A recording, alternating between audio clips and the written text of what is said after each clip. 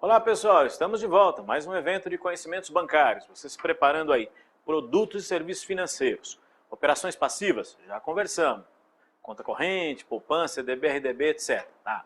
Operações ativas, pessoa jurídica, curtíssimo, curto, médio, longo prazo, várias modalidades te apresentei.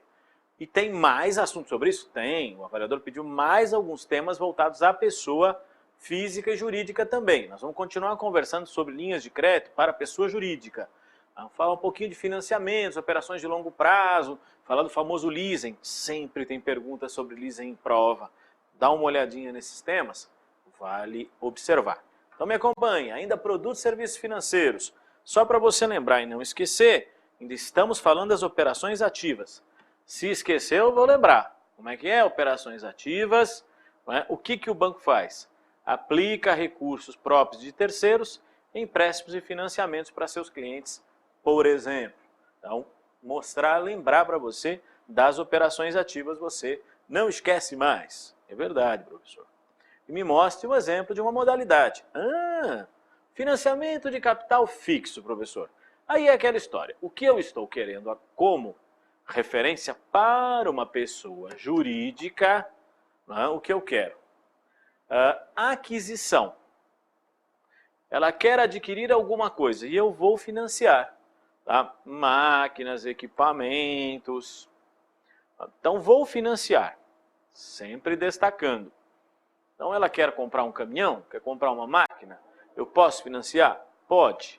Então é uma característica voltado para a pessoa jurídica, financiamento de capital fixo. Inclusive ele pode ser associado a capital digital. Então seria capital misto.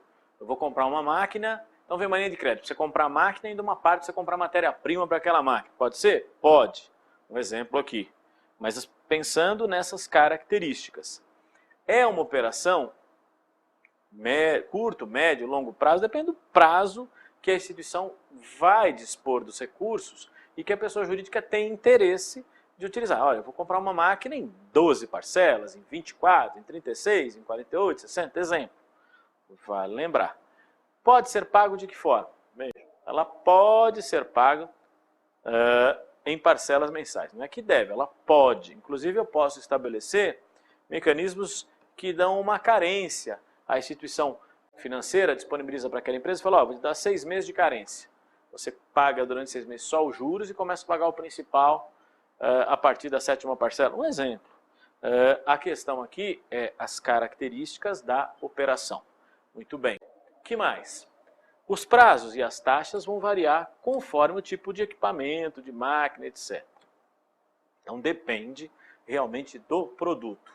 E a garantia? A garantia tradicional é essa aqui, ó. Alienação fiduciária do bem financiado. Geralmente é isso. O exemplo do caminhão que eu disse, o próprio caminhão é a garantia do financiamento. Se o cidadão não pagar, a empresa não pagar, toma o caminhão. Exemplo, ou a máquina.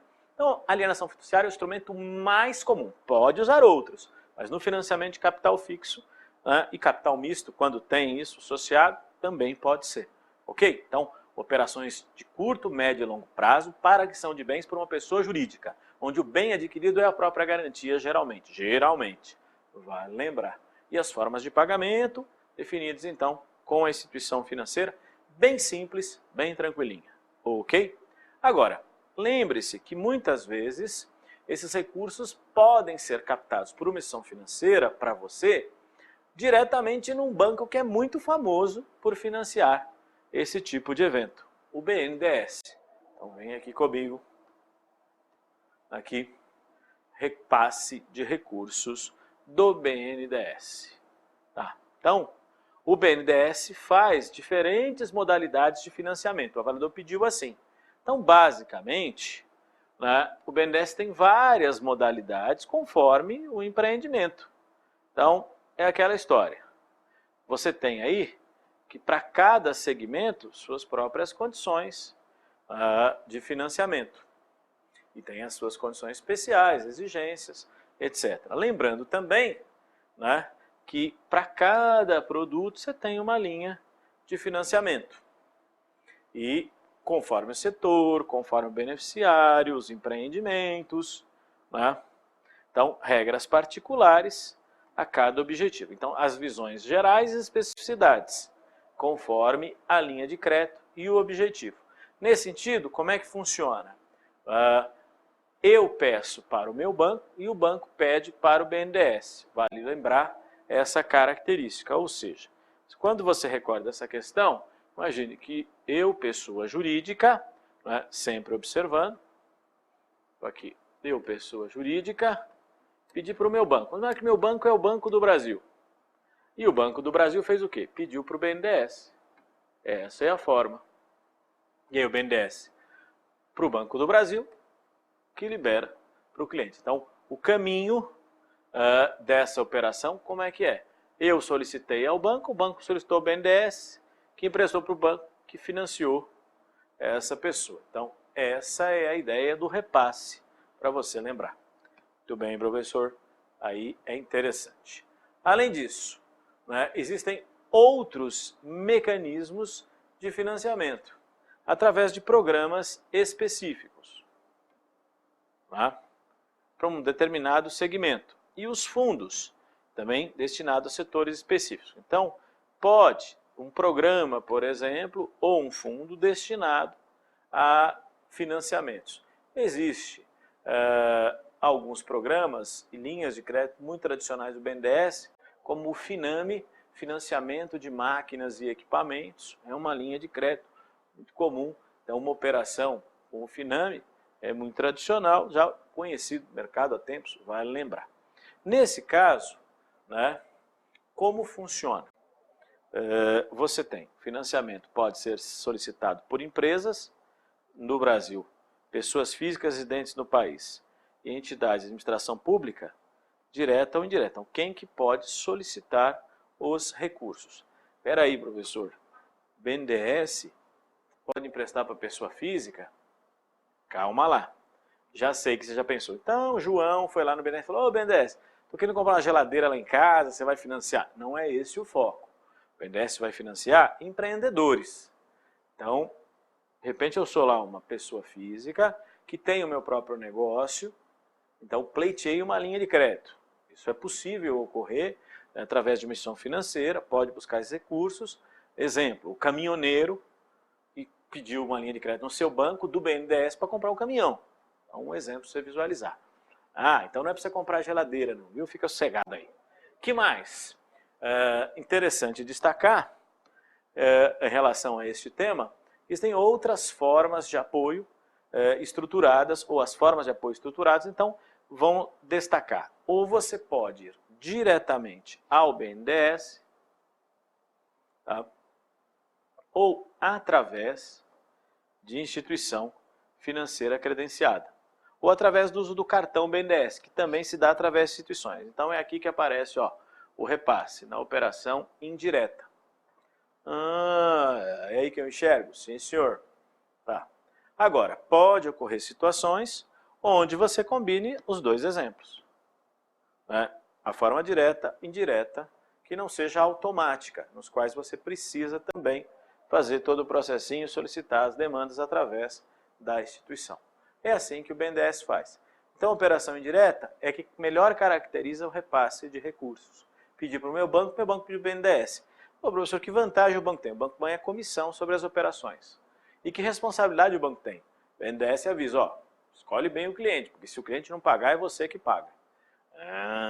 O BNDES tem linha de créditos mais baixas, com prazos mais longos, é atrativo para as empresas que podem fazer negócio diretamente com este ou através dos seus bancos. O cartão de crédito BNDES é uma forma que beneficia micro e pequenas e médias empresas podem dispor dessas linhas para utilização, né? Então é mais voltado para o pequeno empreendedor mesmo, que facilita. Através do cartão BNDES eu compro, né, e aí vem parcelado, eu posso usar desse mecanismo, que é uma maneira mais ágil. Há bancos hoje que fazem esse papel de emissão do cartão. O Banco do Brasil, por exemplo, é um que emite o cartão BNDES. Então você tem limites para as operações, etc. Vale lembrar também. Bom, além do BNDES e do financiamento de capital fixo, outra modalidade muito lembrada aí, e que poderia ser trabalhado pelo avaliador, é a dupla dinâmica vendor e compror finance. Ei, professor, pode cair na minha prova? Pode. Então vamos enxergar aqui. Vamos separar. Primeiro vamos falar do vendor, ou vendor. Então, o que é o vendor, depois vamos ver o que é o compror, para você não confundir, né, as modalidades. No caso do vendor, financiamento de vendas. Fundamentada no quê? Na cessão de crédito. Então, é um produto pessoa jurídica? É pessoa jurídica. Muito bem. Vendendo o seu produto a prazo e receber o pagamento à vista. Essa é a ideia. Eu vendo a prazo e recebo à vista. Como é que funciona isso? Ora, pense, eu sou, e é importante lembrar, um fabricante. Então isso, como característica, o vendedor não é para a pessoa física, consumidor final, não é nada disso. É uma empresa vendendo para outra empresa, né? É o fabricante vendendo para um distribuidor, por exemplo. E como é que funcionaria? Quem vende transfere o crédito para o banco e o banco, né, garante o financiamento do comprador. Pensando assim, seria o quê? A empresa X fabrica determinados equipamentos, então a empresa X vendeu para a empresa Y. E vendeu de que maneira? Usou o vendedor. Então fez assim, a empresa X falou, pegou o seu banco, vamos dizer que fosse o Banco do Brasil. Falou, olha, Banco do Brasil, financia meu cliente, porque ele tem que comprar de mim, e aí o valor que ele vai pagar, em vez de pagar para mim, paga para você. Eu vou ceder os créditos. Aí o Banco do Brasil, tudo bem, eu vou financiar o seu cliente, você recebe à vista e ele paga parcelado para mim. Sempre lembrando que se seu cliente não pagar, você garante a operação. Isso mesmo. Então está aí o exemplo do vendedor. Ou seja, o financiamento de vendas, no qual o vendedor arruma crédito para o comprador. Pessoas jurídicas, sempre lembrando. Ok. E aí, como o avaliador poderia aproveitar essas informações e ainda fazer algumas questões sobre esse assunto? Ele pode trabalhar em cima dessa ideia. Falar das vantagens. A principal vantagem para a empresa vendedora é que a venda, né, não é financiada. Então, impostos, comissões, né, e outros cálculos são menores. Lembre-se que, como qualquer operação de crédito, né, tem IOF sobre o valor do financiamento, né, conforme o período. Aí é aquela história, é um financiamento para o comprador, como qualquer outro. Então, tem aí juros, IOF, pagamento parcelado, operações de curto, médio e longo prazo, depende da operação. Então, é sempre interessante destacar que nesse caso, então, 3 personagens estão envolvidos nessa operação, que você não deve esquecer no caso do vendedor. Então, sempre destacando. Olha, fica aí de olho. Lembrando então do vendedor. Tem um contrato, um convênio firmado entre o banco e a empresa vendedora. E um contrato de abertura de crédito entre as partes. O vendedor, o banco e o comprador. Ou seja, o que significa isso? Significa aquela história. Se o meu cliente não paga, o banco vai cobrar de mim. Se o meu cliente pagar, as taxas para ele são muito mais baixas e eu recebo à vista. Trabalhando direitinho é recurso interessante para o cliente e também para o vendedor. Sempre pessoas jurídicas, não é varejo, não é lá para o cliente final, é uma relação geralmente fabricante, distribuidor, coisa de atacado, por exemplo. Então você visualiza essas formas de atuação, né, do vendedor finance, ok? Então eu sou vendedor, comei linha de crédito para o meu comprador através do meu banco. Fica como uma referência para você. Tá bom, professor. E na outra ponta, tem o vendedor e o compror, como é que é? Do outro lado, você pode pensar na outra operação. Agora vamos falar do compror finance. O compror finance então, é uma operação semelhante, contudo, em vez de ser realizada pelo vendedor, né, é feita pelo comprador, que passa a ser o fiador do contrato com o banco. Espera aí, professor, como é que é isso? O banco do comprador disponibiliza uma linha de crédito para ele comprar do vendedor à vista. Então, é aquela história. O banco do comprador é que arrumou o crédito, agora é do outro lado da história? Sim, essa é a diferença. Pensando desse jeito, e para facilitar a sua visualização, observe, então, nesse caso, aquilo que você vai lembrar. O comprador, o banco efetua o pagamento à vista ao fornecedor, mas ele não está envolvido no processo. O crédito, então, é para aquela empresa. Da mesma forma, juros de OF, né, vai existir na operação, etc. Normal, não esqueça disso. E aqui a diferença é que eu não envolvo o vendedor, então a relação é comprador-banco. Se o comprador não pagar, o banco vai executar as garantias do comprador. Para o vendedor, eu não tenho nada a ver com isso. Diferente do vendedor, ok? Então o banco colocou à disposição do seu cliente uma linha de crédito para ele comprar de uma empresa. Para a empresa que vende é ótimo, é à vista. Beleza, tem as vantagens. E para quem compra, né, qual é a grande vantagem? Conseguir uma linha de crédito no banco e pagar mais barato, porque à vista o preço será mais barato do que a prazo. Então essa vantagem também justifica e caracteriza essa operação. Então, alguns cuidados nesse sentido. Sobre o tema, tem sempre pergunta. Vendedor e compra comum em prova, professor? É um tema comum. Tá? Vamos sempre lembrar que nos editais ele está sempre presente. Às vezes o avaliador não tem espaço para perguntar, porque tem muitos temas para cair, então ela escolhe um outro tema que é mais comum ainda. Qual seria? É o próximo que eu vou conversar com você. Qual é, professor? O famoso leasing. Opa, esse cai muito em prova? Demais. Então fica de olho, hein? Leasing, o que é leasing mesmo, professor? Arrendamento mercantil. O que seria isso?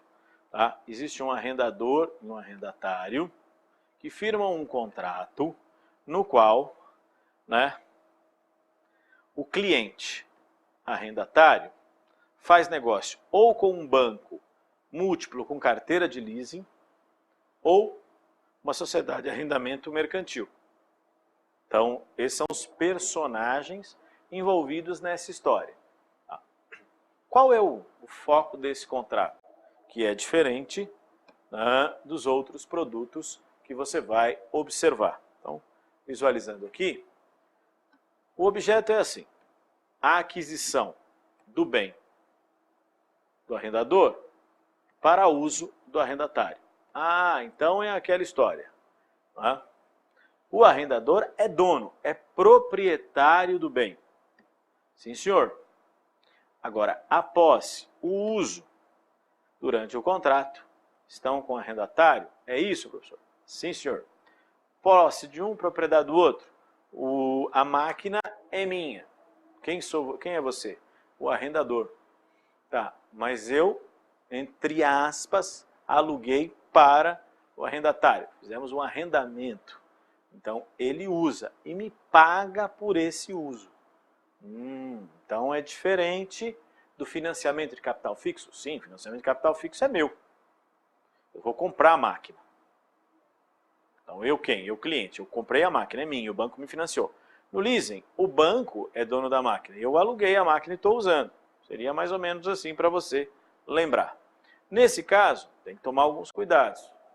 Além de identificar o que é, o avaliador precisa, né, e tem alguns, o avaliador pode, chamar sua atenção para alguns detalhes. Por exemplo, de que o arrendamento mercantil pode prever ou não opção de compra pelo arrendatário daquele bem. Então pode ou não é obrigatório. Exatamente. Outra coisa, né? Ele não é visto do ponto de vista legal como financiamento. Por quê? Porque eu não estou adquirindo o bem, eu estou usando esse bem, pagando pelo uso. Entende? Então, é uma característica aí um pouquinho diferente. Tá. Professor, o vendedor e o comprador, você falou que é para pessoa física ou não, só jurídica.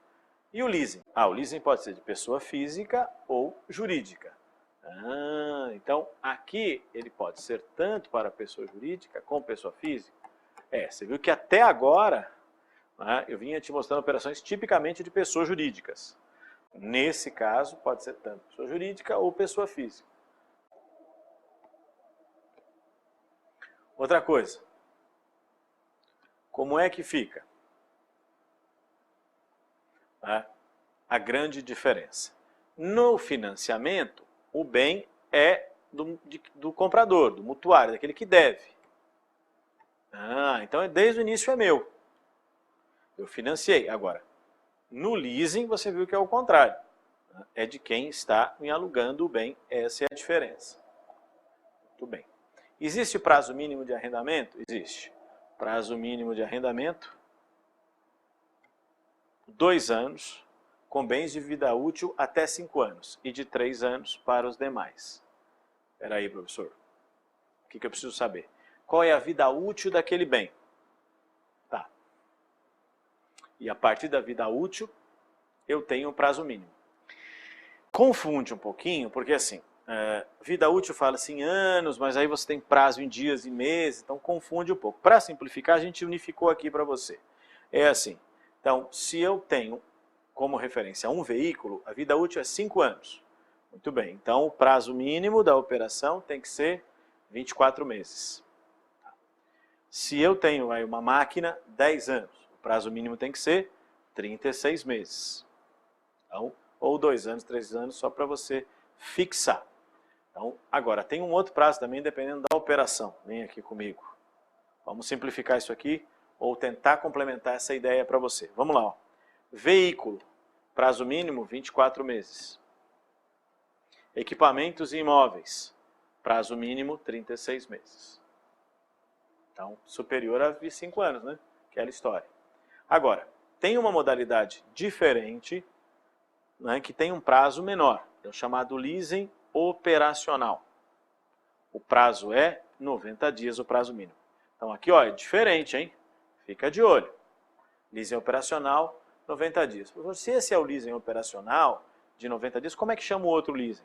Outro leasing geralmente é chamado de leasing financeiro.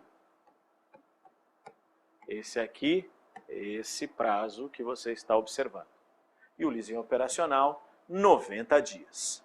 Oh, é um detalhezinho, né? Uma peculiaridade. Sim, e você tem que ficar de olho que você pode, né, ficar na dúvida. Vamos lá? O que mais?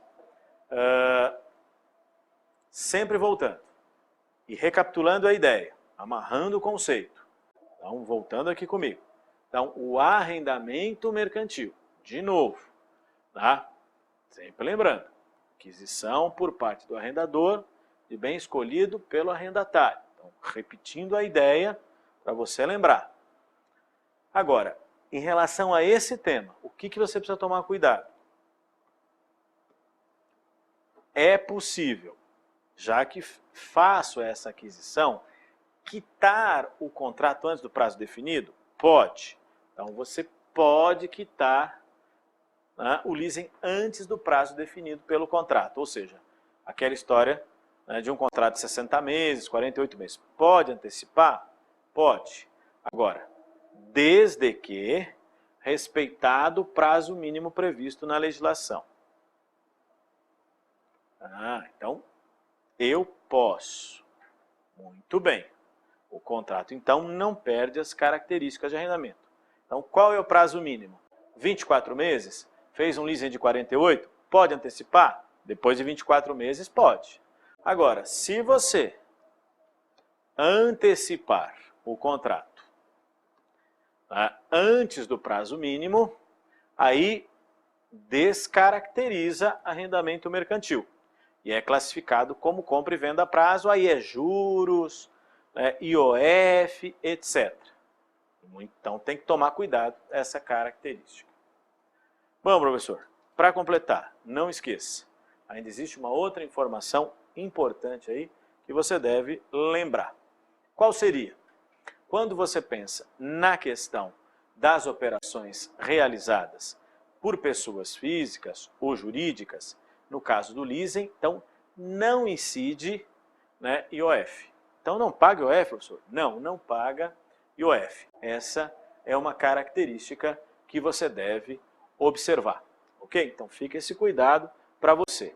O que eu pago lá? Você paga ISS. Essa é a característica da operação. Então vale aí observar esse detalhe com relação ao tempo. Tudo bem? Então cuidado nesse sentido. Deixa eu até mostrar aqui para você essa questão, reforçando aqui, olha. Então pessoas jurídicas que fazem leasing, né, não pagam IOF, não IOF. E o que pagará? Paga ISS, Imposto sobre Serviços. Isso é uma diferença interessante, né, professor? Outra coisa para destacar, você tem que tomar cuidado que todas essas despesas que são geradas sobre o bem arrendado pode ser do arrendador ou, né, do arrendatário. Depende do contrato. Então não é obrigado o arrendador ou o arrendatário pagar. Define quem pagará. Essa é a questão. Então pode ser um ou outro. Certo. Para concluir, muita informação, né, professor? Vamos dar uma olhada no exercício e vou escolher o leasing, que é o que mais cai em prova. Vem aqui comigo, olha lá. Conforme a legislação em vigor, o arrendamento mercantil leasing é uma operação cujo contrato pode ser quitado antecipadamente, desde que cumprido o prazo mínimo. Determina que o arrendatário é o proprietário do bem. Não, o arrendatário não é o proprietário do bem, é o arrendador. Tem prazo mínimo de 180 dias no leasing operacional. Leasing operacional não é 180, é 90. Contempla apenas bens novos? Não, novos e usados. Não precisa ser só novo não, viu? Implica pagamento de ISS. Opa, com certeza. Está aí a sua resposta. Viu o que o vereador perguntou? Quanta informação numa questão só? Muito comum, hein? Fica de olho nesse tema, ok? Tá bom, pessoal? Obrigado a todos, bons estudos, até a próxima.